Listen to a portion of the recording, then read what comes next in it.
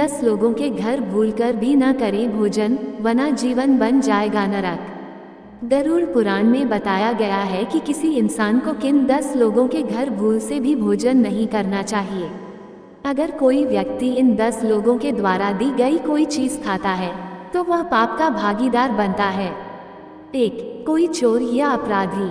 कहा जाता है कि इस तरह के लोगों के घर भोजन करने से आप भी पाप के भागीदार बनते हैं और साथ ही आपके विचार भी उनकी ही तरह दूषित हो जाते हैं।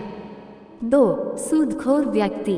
गरुड़ पुराण के अनुसार गलत तरीके से कमाया गया धन हमेशा अशुभ फल ही देता है, इसलिए दूसरी की मजबूरी का फायदा उठाकर कमाए गए पैसे वाले व्यक्ति के घर भी भोजन नहीं करना चाहिए।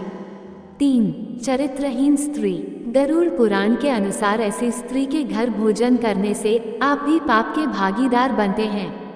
4. रोगी व्यक्ति। वैसे लोग जिन्हें कोई गंभीर बीमारी है या अगर कोई व्यक्ति लंबे समय से बीमार है तो उसके यहाँ भी भोजन न करें, वरना आप भी उस बीमारी की चपेट में आ सकते हैं। 5. दूसरों की चुगली करने वाला।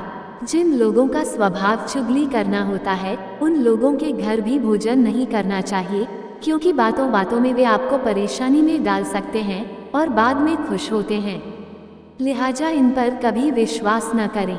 6. जिसे ज़्यादा गुस्सा आता हो। अगर आप भी ऐसे लोगों के घर जाकर भोजन करेंगे जो हमेशा गुस्से में रहते हैं तो उनके क्रोध का गुण आपके अंदर भी आ सकता है।